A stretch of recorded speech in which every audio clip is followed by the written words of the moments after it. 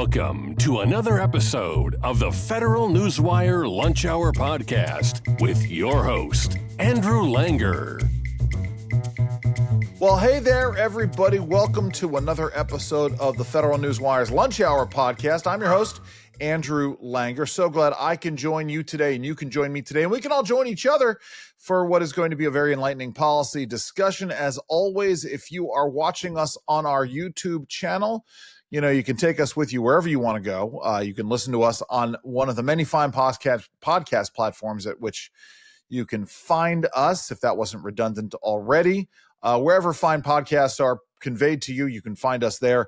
If you are listening to us on one of those fine podcast platforms, you can check us out on YouTube, see what's happening in the studio, subscribe, leave a like button, leave a comment, but most importantly, let your friends and family members' friends all know how much you are enjoying the Lunch Hour Podcast. Joining us today, someone I haven't chatted with in a very long time, someone whose work I respect and admire greatly. His name is Adam Thierer. He's a senior fellow for research and technology at the R Street Institute. We're going to talk a little bit about R Street as well today, what sets them apart. We've had Shoshana on before, their regulatory guru, but he works to make the world safe for innovators and entrepreneurs by pushing a policy vision that is rooted in the idea of permissionless innovation. Before joining R Street, he was at the Mercatus Center and George Mason University. He was president of the Progress and Freedom Foundation, and he worked for the Adam Smith Institute, the Heritage Foundation, as well as Cato. And we may delve into sort of that journey a little bit. He's published 10 books on a wide range of topics, including online child safety, internet governance, intellectual property, telecom policy, media regulation, and federalism. Remember, folks, federalism secures to individuals the liberties that derive from the diffusion of sovereign power. He has a master's degree in international business management and a bachelor's degree with a double major in political science and journalism. He lives in Virginia with his wife, his kids, and at least according to his bio, 2 cats. We'll find out more about that. But Adam, let's dive right in and explain to all of us what permissionless innovation is, because I very much like the sound of that.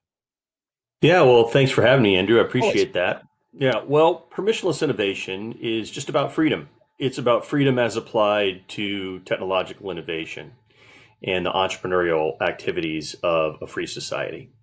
And permissionless innovation basically is about giving innovators and entrepreneurs a green light to go out and let their creative juices run wild and find ways to build that proverbial better mousetrap for society. It is the opposite of the precautionary principle. That's where I was going to go, yeah.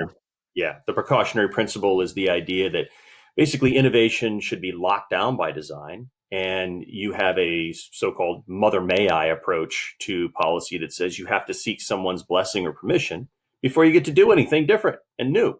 That's sort of the European model.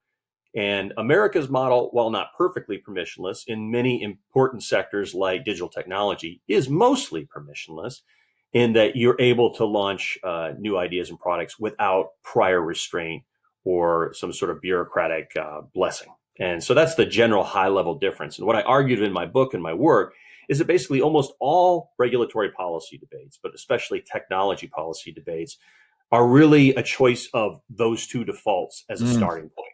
Either you start with the precautionary principle, like Europe usually does, or you start with permissionless innovation, like we usually do, but not always. Should there listen, and I'm as you can imagine, I'm inclined to agree with you on the issue of permissionless innovation. Should we not, there's no way to mandate this, obviously. There's a reason why I'm asking this. The concept of what could possibly go wrong, or at least gendering that into people. And again, I'm not someone who believes in the precautionary principle. Watched a video yesterday of a guy who has taught his robot how to fight. Now, it's all stage combat. You can predict what he's going to do. But it's like, listen, I love the idea of the robot dogs. What is it? Boston Dynamics and their robot dogs going out there. Right. But when you start talking about fitting the dogs with, flamethrowers or some other perhaps semi-lethal weapon, the question then gets asked, what could possibly go wrong? What we're talking about is finding a happy balance between the let's go and do because it's cool. If we're building for the society of the purge, in which one day out of every year, people can commit whatever crimes they want, that we should be developing, individual sort of machine gun turrets for people's walls. I believe in that. But at the same time, the concept, how do we find the balance? Yeah, it's a great question, Andrew, and I get it a lot, especially when I'm out at student events or at law schools or philosophy programs lecturing, because people want to know, like, what are you, an anarchist? You don't believe in any sort of law at all? I said, no, that's not the case. So here's my book, Permissionless Innovation, nice. And on page 33, if people care to consult it, the book's online for free, is a section called "When Does Precaution Make Sense?" Yes. And so I basically divide the world into sort of like different types of harms, and I said, look. When the harm in question is highly probable, tangible, like physical in nature, immediate, irreversible, and catastrophic, then you have higher grounds for essentially imposing some sort of variant of the precautionary principle. But what we need to do is have sort of a strict cost benefit analysis of that and have a definition of harm that makes sense. Right. And those qualifiers that I laid out there, obviously there's ambiguity in all of them. But when you're talking about, a machine gun on top of a robot dog that's maybe unleashed by a school, I think you can come up with some arguments for why you need to have some constraints on that. And likewise, I'm not necessarily opposed to certain licensing policies for food and drugs or for aviation. But we also have to understand they have costs and consequences, right? We can go too far with these forms of precaution, and we have. Nuclear power is the ultimate example. We have essentially precautionary principle nuclear out of existence in this nation. We only have a handful of old, reactors online. So yes, the answer to your question is we do occasionally need precaution, but it should not be the default in those cases. It should be the exception to the rule. Well, it gets down to the idea, and I had this conversation with the folks at one of the European think tanks last week, which is the issue of comparative risk assessment, comparing and contrasting the risks of doing things versus the risks of not doing them, taking a stab at trying to figure out the unintended consequences. One of my favorite examples right now is, in the latter stages of the Biden administration, there was an effort by the EPA to ban a substance called ethylene oxide. Now, if you have a exposure to it in significant quantities over a significant duration of time, there's a likelihood you're going to get sick from it, as is the case with a lot of different things that are out there. As it happens, you cannot have a medical procedure in America today without at least one piece of equipment or one device being disinfected by the ethylene oxide, because it's a very unique thing. And the EPA, well, they just couldn't be bothered to come up with an alternative or think about the consequences. This is what we're talking about here in terms of thinking more deeply about risk and about costs and benefits. Talk a little bit more about that. Well, this is exactly right. I mean, you do need to go through an analysis of what actually constitutes a high risk type of product or substance or application. And this is what the debate's all about, is like different conceptions of what we mean by harm or risk. And comparative risk analysis, absolutely essential, but you have to have a first principles debate about like what we regard as actually harmful. Right. So I don't know a lot about your particular example there. In environmental law, it's a little bit different. I mostly do information technology. Sure. And I always begin with the presumption that words can't kill, that basically words should not be the kind of thing that are actionable. And like we have high barriers to like barring speech, right? And the First Amendment says no prior restraint. I try to apply that more broadly and say, look, that should be the general operational norm until you can prove to me that, information technologies can have these harms that you're talking about. And when they take a physical form in like a robotic dog with a machine gun, we've crossed the line. Right. That's different than an AI agent that is just dishing out advice to you. And even then, we cross the line in certain situations, right? There's not to say that there is not some application out there for a robot dog with a machine gun on it, right? In certain instances, but there's safeguards that go into it. But it comes down to this, right? And this is why your professional, which is, I'm not going to say it's a philosophical journey, but your professional journey is really interesting because you've worked with think tanks that are and advocacy organizations research and education organizations that are conservative, some are libertarian, some are more purely free market and limited government, all of the sort of the general areas. As I talk about it from a philosophical perspective, and I think you share this, I think it's the idea that all just law is born out of the intersection of rights, right? That I have the right to wave my hands around in a wild interpretive dance, but it's when my hands cross the bridge of somebody's nose that the law intercedes, and the law weighs in on the party that is more aggrieved. I got into it with a religious conservative over this who thought that was very ad hoc, but I think what we're talking about here almost has to be ad hoc, doesn't it? We have to do the investigation into the specific circumstances because it doesn't apply. I mean, there are general principles, but but when we're talking about risk and harm, right, there are instances in which speech can be harmful, laws against defamation, but we have to demonstrate the harm. I'm sorry, I'm filibustering here. Talk a little bit about this and about the Well, you're talking about the presumption of liberty that undergirds Yeah. our free society, right? Yeah. I mean, and I'm doing is applying this to modern technological innovation and saying that Right. we should extend the presumption of liberty and say that so long as you're not bringing direct harm to someone else, that you are free to do these things. Again, it comes back to a debate about what we mean by harm, though. Right. And there are many people, and they're all over the political spectrum, who believe that words do cause harms or do create dangers that we should, make actionable, or maybe even have prior restraints or licensing regimes for. I mean, we're seeing this even in the AI era. People want to lock down AI or algorithmic systems on a variety of grounds. Some on the left want to do it on AI safety rationales. Some on the right want to do it on sort of AI ethical rationales, like it hurts children or something. And so if that's your presumption, that you're making such an amorphous case for like harm, then the precautionary principle is just going to suffocate everything and lock it down by design. And you're stuck constantly begging for a little freedom to get any progress in society. And that's a recipe for stagnation and disaster. You have a perfect segue. It's why you're such a great professional in all of this, because I want to talk about AI and the issue of AI. You've written a piece, what if everything you've heard about AI policy is wrong? Let's talk about that. Let's talk about what folks are getting wrong about. Listen, I will say this. I'm using AI more and more, especially when I'm taking the transcripts of things that I'm working on and turning them into other things, or turning audio and video files into transcripts at the very least. But let's talk about AI and the promise and the misconceptions. So fill us all in on this.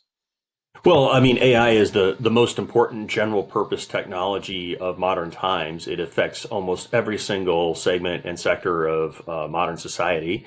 It is something that is going to be part of our lives in a major way, just as the internet and digital technology has been over the past quarter century.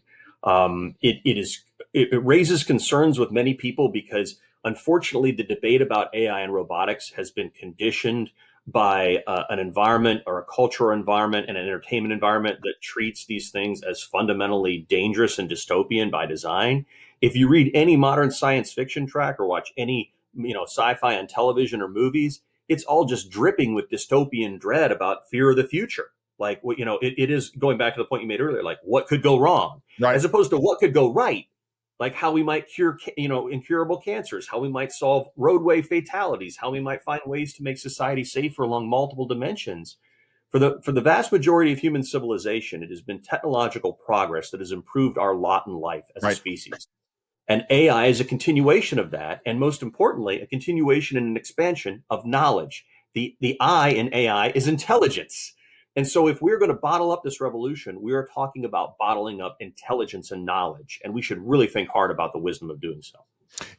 I want to come back to this in a second, but this gets into what you're talking about as a general sort of precept, the concept of everything new is feared until it is demanded. Talk a little bit about how that plays into all this. Well, I mean, I wrote a piece about this for Discourse Magazine, like identifying, just going through like sci-fi entertainment and discussions in society about new technology, and we've essentially conditioned our brains to think in a form of sort of negativity bias about emerging tech. That like it doesn't do good by design, it does bad, and we have to constrain all the potential hypothetical worst case scenarios. And I always point out, look, some of those hypothetical worst case scenarios could come about. But the reality is this, and this was the key point of my book on permissionless innovation, that if we assume that hypothetical worst case scenarios are the norm and should be the basis of public policy, then it means a whole host of Right. good case scenarios can never come about. Right. That positive stories and developments are going to essentially be locked down by design. And so changing the public mindset to from one that what can go wrong to what can go right is part of unleashing the next generation of important technologies. Again, I want to be clear.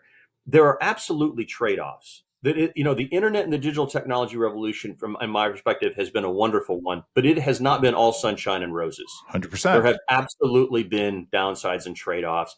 I've lived through them as a parent of two digital natives. I understand the complexities it's created in terms of polarized politics.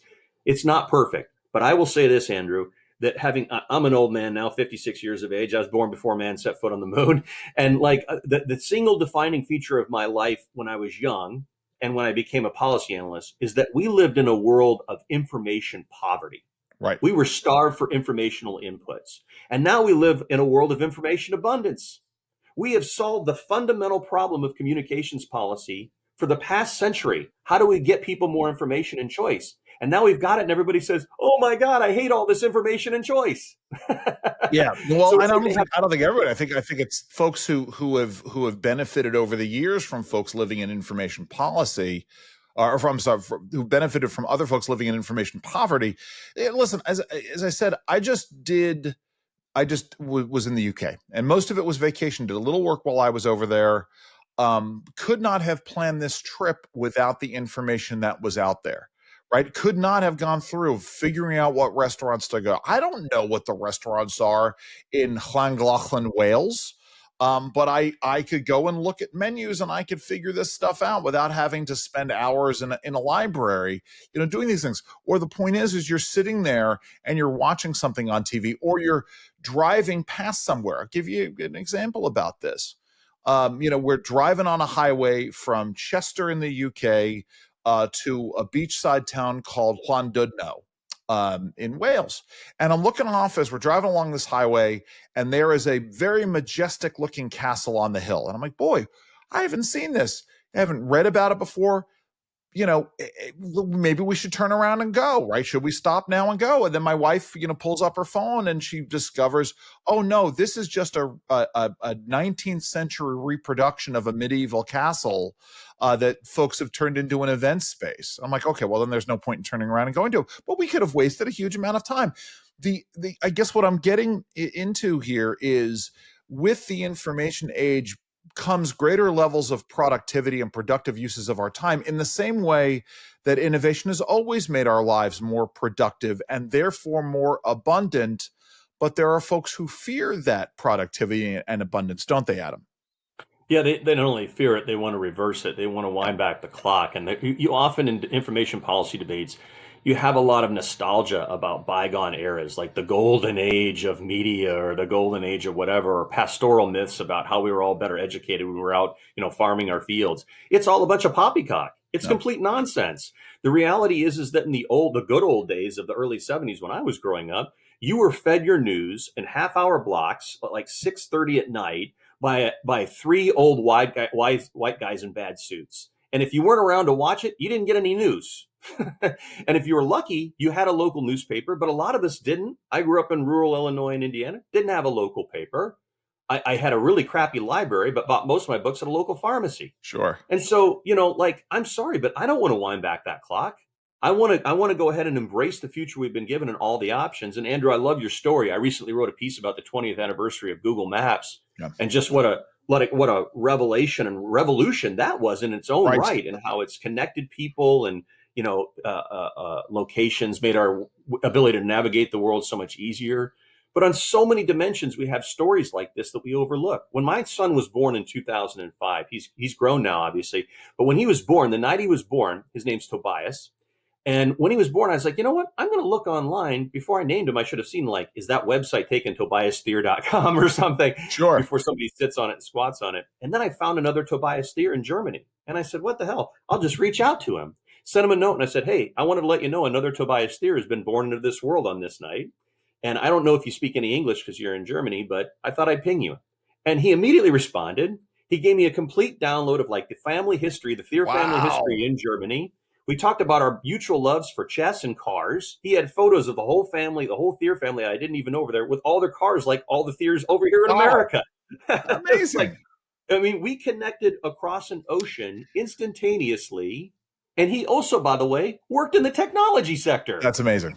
Mind blown, Yeah, right? The I mean, information revolution, connecting people and bringing people together. it's funny because you're right. As you sort of talk about this fear, and one of the primary examples in science fiction is, Arthur C. Clarke's 2001 and the HAL computer sort of going homicidal because of a malfunction. But if you also read through Arthur C. Clarke's theory, he was a futurist and he actually believed in the promise of the future. And one of the things he talked about, and I will never forget this, right? Because I'm someone who struggled with paying a long distance phone bill in college. Remember the concept of the long distance phone bill? All And too well. you were a couple of years ahead of me in school. So I don't even know if you were around, if your university, if you had individual phones in your rooms. We eventually got that in ours. Yeah, right. But Arthur C. Clarke theorized in the sequel to 2001 that long distance bills were going to go away, that everybody would just pay one flat fee per month and that would be it. And he was largely true. But I just remember sort of sitting there in the late 80s, early 90s going, oh boy, I can't wait for that time. Why couldn't that time be now? Or let me give you another example. When you would go to, we both bought records, but we're both in the cassette era. You would go and you would buy a cassette, and unless you had your Walkman with you, or some version, some knockoff of the Walkman, you had to wait to get somewhere before you could play that tape. Now, you hear something and you can immediately go to Spotify or Google or YouTube or wherever your fine musical Yeah, content is sourced from and get it yeah. instantaneously. Yeah, boy, oh boy, you know something? I'm having a yearning for Moonlight Feels Right by Starbuck. I want to hear that now. God forbid, or Chirpy Chirpy Cheep Cheep. Anyway, so yeah, you Well, can. you think about it, Andrew. You're like, these little devices, our phones, they're really all-in-one digital Swiss Army knives, right? Right. I mean, I actually did a count for a paper I wrote a couple years ago of like the 20 different things that I used to have to carry in my backpack or my Right. pockets that are all now right in here, right? Mapping systems, phone, listening, Walkman, all sorts of other devices, calculators. It's incredible to think that we've had that level of convenience. And then you start to think about the more amazing thing about the digital revolution is how much I can get free as a Yes. consumer, right? I mean, you mentioned the thing about long distance. I once had to explain to my daughter what a long distance call was, and she couldn't even conceptualize the idea. And she also asked me, like, why do I always say hang up the phone? What does it mean to hang up a phone? Like that doesn't even make sense, Right. right? Sure. The You don't vernacular. take a smartphone and put it on a cradle. So the point is that things have changed in many positive ways, but we only look at the Oh, negatives. We have wait a conditioned minute. our brains to only think pessimistically. Adam, you've just now given me an idea for a phone charger, a wireless phone charger that's actually a phone cradle that you can sort of sit your phone in and it drops. And anyway, so you can literally hang up the phone here. Let's Yeah. come back to AI, because Hmm. obviously the issue is not settled. We've had lots of conversations on this show about the issue. There are two basic debates that are going on, if I'm understanding this, sort of dual AI policy debates. Talk about them and sort of where things are going. Yeah, sure. Actually, there's three major types of debates, but the first one is what I'll call AI existential risk concerns, and it would be model level regulation, like regulating computation at its core, like high powered frontier AI model systems. And there was a huge debate in California about this last year over a bill called SB 1047. And basically, that fight is still going on internationally and nationally about like, should we have some sort of like limits on AI power? You may even remember there was a pause AI movement and Yeah, an effort to try to like clamp down or like sure. limit computational policy. That's essentially like a war on computation. But Yeah, that's one bucket. That's one bucket of AI regulation. There's a second. A second bucket would be conduct or content related AI regulation about AI fairness, AI discrimination, AI bias. Sometimes these are called woke AI bills. And these are flying all over the states right now.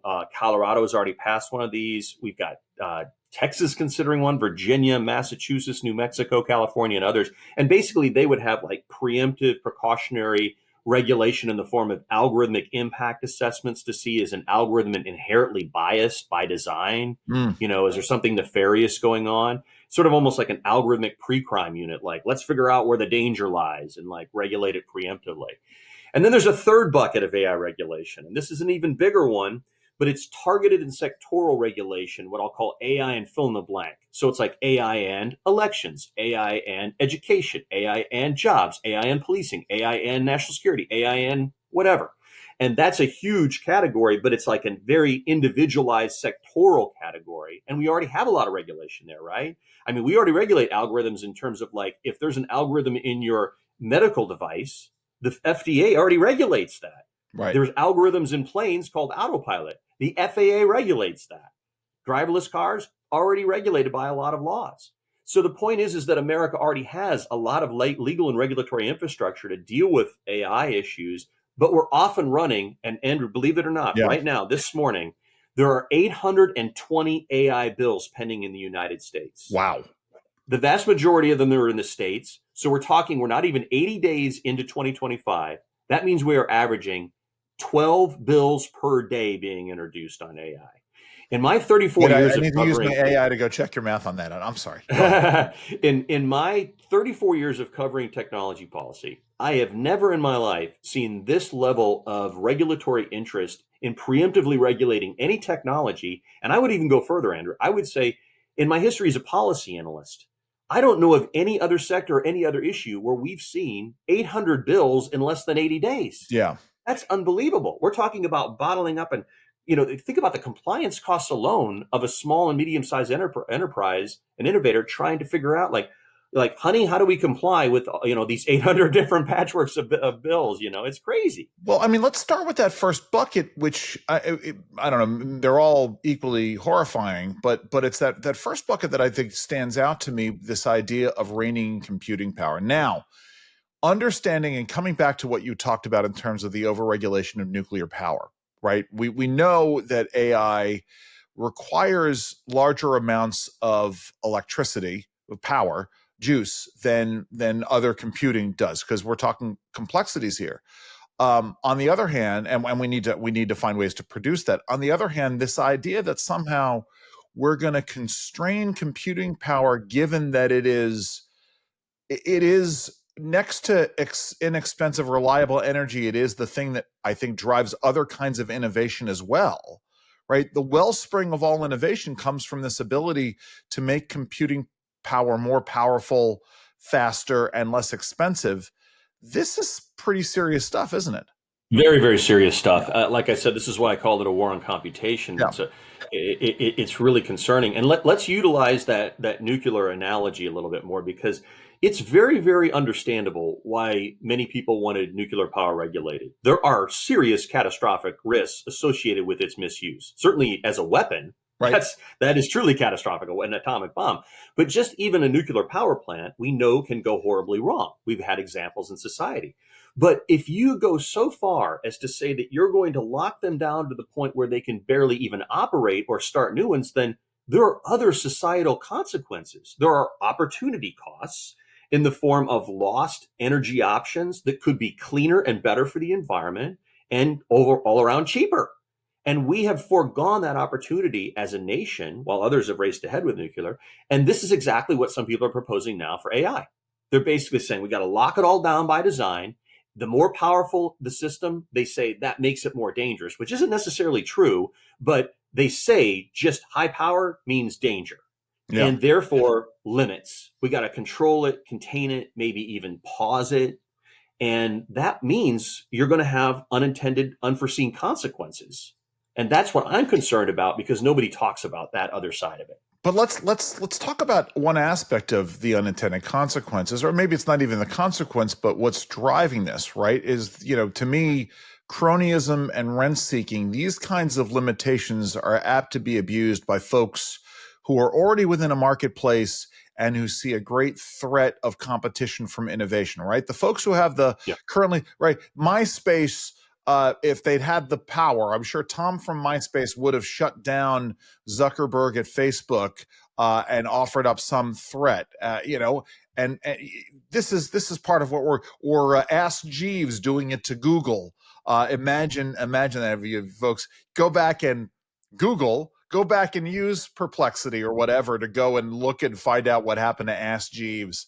Or my favorite one, do you remember the one where the search engine, where it would give you money, like it would enter you into a lottery if you did everything? Yeah, That was the way right. that they, anyway. But my point is, you see my point here, this is the kind of very thing that is apt to be abused in these systems, isn't it? Absolutely. In fact, many people have talked about how AI companies already are trying to utilize law to create a broader regulatory moat around their castle Yeah. and basically preserve their market power. And of course, there's a long and ugly history that you're familiar with, Andrew, in the world of traditional telecommunications and media regulation, where old analog era companies had regional or localized monopolies that were protected all too often by law, Yeah. right? And so we don't want to go back to that model. In fact, in the mid 90s, with the Telecommunications Act and other actions, we made a firm break with it. Our lawmakers said enough of that. That undermined consumer choice, competition, investment, and innovation. Why have we been doing that for a century? Let's give this new technology, the internet, a fresh start. And what I refer in a lot of my work to, like, technologies that are born free versus born into regulatory captivity. Yeah. And the internet was born free. We gave it freedom. We gave it a chance. In other cases, we've had technology where we've immediately seen bureaucrats try to pigeonhole it into an old regulatory paradigm when it didn't make any sense, right? And Yeah. so we had a fresh break, and we need to continue that that model for AI, so that it becomes another technology of freedom and not one of control and repression. This is what I've written about in terms of crypto, right? The various entities, the SEC especially, trying to put crypto into whatever regulatory bucket, whether it's the SEC or the CFTC, right? Yeah, the CFTC, and a handful of others, right? When it probably is something new, and if we're looking at regulation, it needs some sort of new regime to look at it. Probably something out of Treasury. I don't know. I go back and forth about that, but that's part of what we're talking about. Let's sort of turn our attention just real quick before I let you go to something you've written about, which is remote work, and because it's a huge debate right now over the productivity. I never want to speak hypocritically about it, because certainly I have worked most of my jobs remotely, whether it's media or policy. Let's talk about this.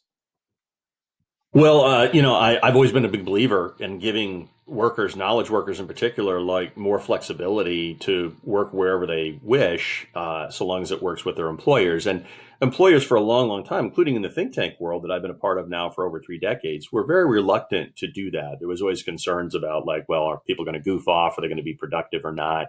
And I think COVID, As though, by the way, it isn't replete within the libertarian think tank world that people aren't goofing off for huge swatches of the day. right. Yeah. And so, along comes COVID and gives us a chance to have a real world experiment, with remote work.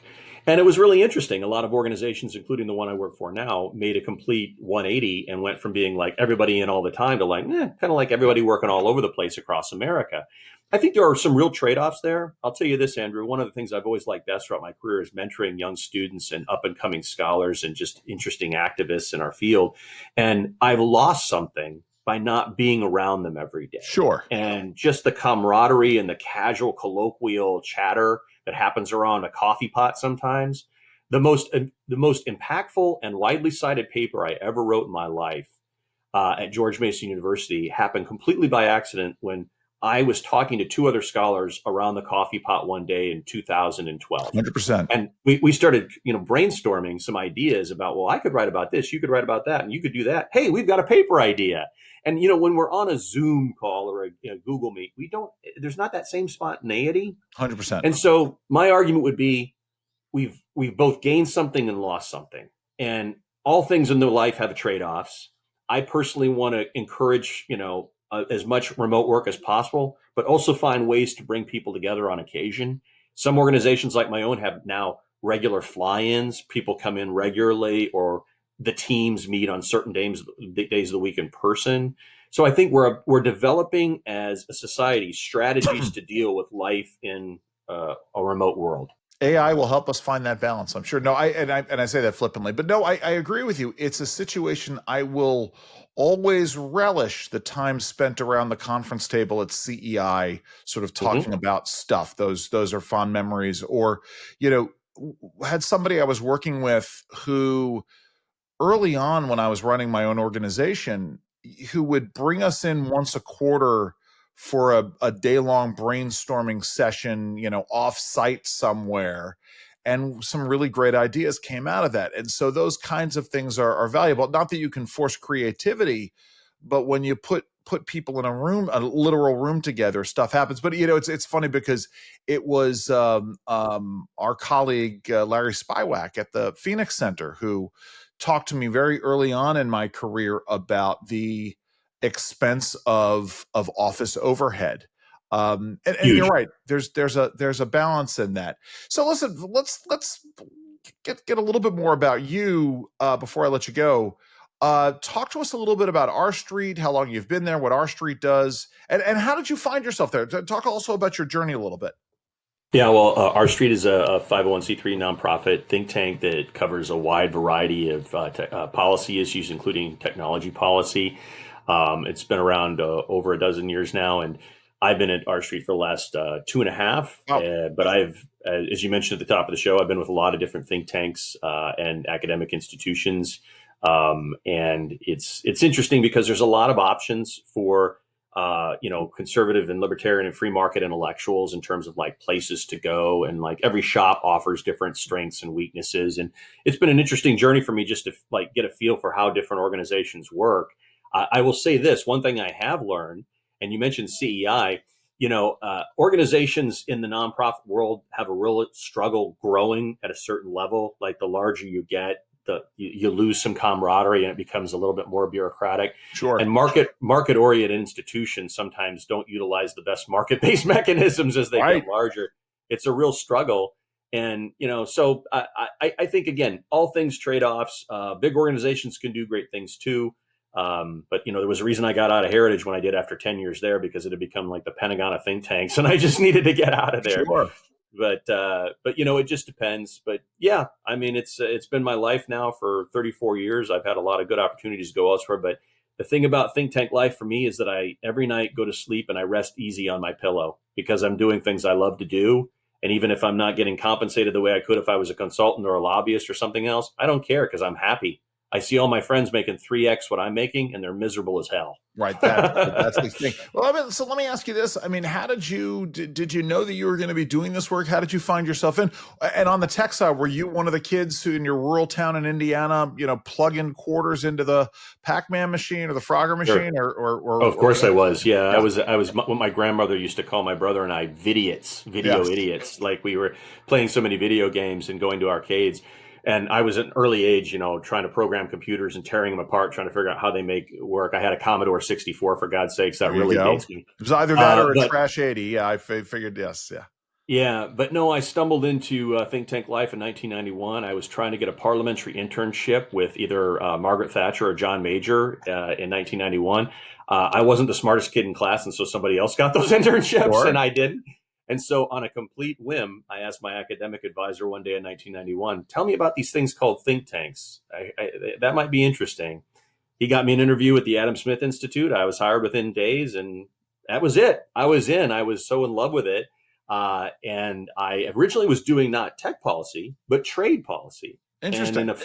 in a flukish accident of history, I one day was asked by my boss in 1993, "Adam, what do you want to do with your life as a policy analyst?" I said, "Well, I'm going to school as getting a degree in trade policy and economics, and I want to be a trade guy." This was the heady days of GATT and NAFTA and Sure. WTO and all that. And Heritage was still in the right position on free trade at the moment. Mhm. And the bottom line is, my boss said to me, he's like, "Adam, we got too many people doing trade. What else interests you?" And I was like, "Oh boy, well," and I literally said this, Andrew. I asked my boss, it was Stuart Butler. I said, "Have you ever heard of this thing called the internet?" Mm. And he said, "No." And I explained to him what it was. And he's like, "Well, that sounds like it's going to be Did a you fad say and that not it was go a anywhere." bunch of tubes, though, Adam? That's the I question. did A bunch of not. This was tubes. before even people understood the Yeah. concept of tubes and the internet. But this was still the age of dial-up modems, Right. and we were really in a primitive state in 1993. when I Wow. had this Yes. conversation. And so my boss, bless his heart, he basically let me just go off and run wild and become, by complete accident, one of the nation's first digital technology and internet policy analysts. I was Nice. just right guy, right place, right time, complete luck. That's These awesome. days, everybody and his brother wants to be an online digital policy analyst or an AI Sure. analyst. But back then, you will recall, Andrew, in the early 90s, in the mid 90s, that not that many people cared. No, And I so I got lucky. And I'm blessed that I'm still doing it today and really enjoy it, and I'll probably retire doing it as well. So when you're not doing this work, I tee this up for my listeners, viewers have heard me talk about this before. I think it's important for folks to know that folks are not monolithic. Maybe you're monolithic. Maybe this is all that you do. I know it's not, but I was conceiving at one point of adding a third or fourth podcast to my repertoire called Outside Interests. And part of it came from the aforementioned Larry Spywak at the Phoenix Center. Like, Larry plays harmonica in a blues band. And there are other folks who play other kinds of instruments or have other things, do photography or paint or whatever. When you're not doing this work, what are some of your outside interests? Are you still playing Frogger? Or I don't know, but yeah. Well, now that my son's grown and out of the house, I don't get his chance to play as many video games. But I'm so bad at it at my decrepitly old age that I've kind of given up anyway. I was always bad. Yeah, I'm a man of many hobbies and passions, and I've always had lifelong passions in cigars, beer, and whiskeys, and still avidly collect all of those things. Even though they're a great hazard to my health, I love them all.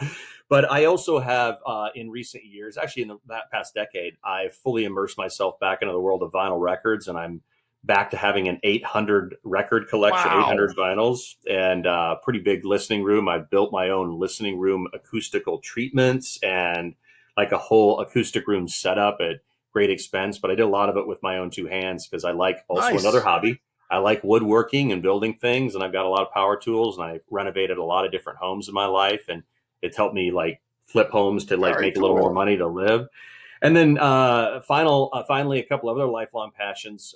Cars has been a big one. Always spent way too much money buying cars. I've moved in my life something like 5 or 6 cars on eBay. Wow.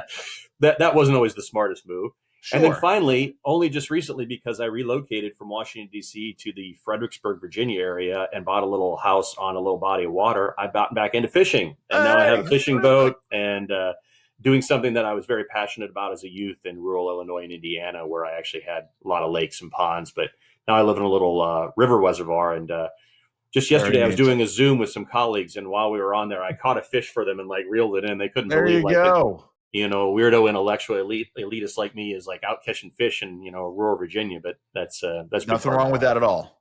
That's awesome. That's awesome. Yeah. Well, Adam, how do folks find out more about the good work you're doing and the good work that R Street is doing? Sure. Well, they can come to the R Street website and find information there. I also have a Medium page, but the easiest way to keep track of what I'm doing is come over and follow me on Twitter, and I'll probably follow you right back. And of course, we call it X these days, but I'm never going to stop calling it Twitter. Yeah. But I'm very, very active there as well as on LinkedIn. So people can always find and connect with me in those ways. Well, Adam Thierer, thank you so very much for joining us today. My pleasure, Andrew. It's been great. You're welcome. That brings us to the close of yet another episode of the Federal Newswire's Lunch Hour podcast. As I said, if you're watching us on YouTube, check us out on one of the great podcast platforms that's out there. If you're listening to us on one of those podcast platforms, check out what we're doing in studio on YouTube. Leave a like, subscribe, leave a comment. Let everybody know how much you're enjoying the lunch hour. I'm your host. I'm Andrew Langer. Enjoy the rest of your lunch. This has been the Federal Newswire Lunch Hour podcast, hosted by Andrew Langer. Check out the Federal Newswire's family of websites, as well as their social media stream